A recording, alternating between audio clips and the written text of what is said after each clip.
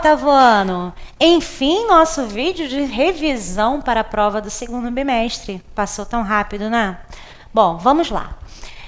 A nossa prova vai abordar os capítulos 7 e 8 do livro, onde nós visualizamos e entendemos um pouco os processos de emancipação política no contexto da América. Então, o capítulo 7 abordou as independências na América Espanhola e o capítulo 8 a independência na América Portuguesa, né? A independência do Brasil. Bom, em relação à América Espanhola, vimos que a sociedade colonial era dividida em alguns segmentos sociais, né? Em grupos sociais distintos, e havia toda uma hierarquia social, onde os chapetones eram os espanhóis natos, ou seja, aqueles que nasceram na Espanha e vieram enquanto colonizadores, né? Representando a coroa espanhola. Aqui na América, eles continuaram suas vidas, né? Sua família cresceu, e os descendentes deles, né? Ficaram conhecidos como crioulos, tá? Com 2 L's, vamos lembrar isso.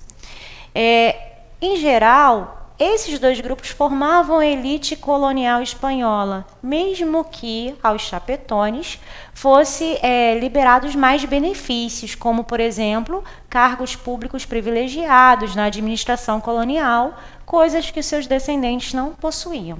Havia também os mestiços, os indígenas e os escravizados. Ok? Mas a elite mesmo era composta por esses 2 primeiros grupos. Bom, no decorrer da história, vão acontecer alguns eventos externos à América que vão precipitar o processo de independência das colônias espanholas aqui. Entre esses eventos, estava a imposição de José Bonaparte ao trono espanhol, por exemplo, né? Quando do domínio do Império Napoleônico sobre aquela região. Isso fez com que essa elite começasse a questionar o governo, né, vindo da Espanha por parte de um rei que não era um espanhol, sim um francês. E isso vai desencadear, né, o pensamento em prol desse movimento de autonomia política dessas colônias. Também houveram outros fatores, né, que influenciaram essas regiões. Mas vamos nos ater àquilo que está na nossa prova. Bom, importante ressaltar que 2 eventos tiveram influência direta no processo de independência das colônias na América Espanhola. Esses eventos foram a Revolução Americana, o processo de independência dos Estados Unidos e a Revolução Francesa. Tá? Tanto esses 2 movimentos baseados nos ideais iluministas. Então, nós podemos dizer que o iluminismo influenciou a independência das colônias na América Espanhola, assim também, né, como vai influenciar movimentos como as conjurações que ocorreram no Brasil, que lutaram também por uma certa autonomia política no nosso território, a partir justamente desses ideais que vão se desencadear esses processos, tá? Então, inspirados nesses movimentos. Importante também lembrar, né, já passando para a questão do Brasil, que assim como houve a dominação, né, da Espanha por Napoleão Bonaparte, impondo o seu irmão, né, José ao trono, também houve, né, a partir da decretação do bloqueio continental, a vinda da família real portuguesa para o Brasil, fugindo justamente dessa dominação francesa. A família portuguesa vem para o Brasil com toda a sua corte, né? Ocupa o território do Rio de Janeiro, e aqui no Rio, naquele período, se estabelece, então, a sede, né, do reino, vamos dizer assim. Né?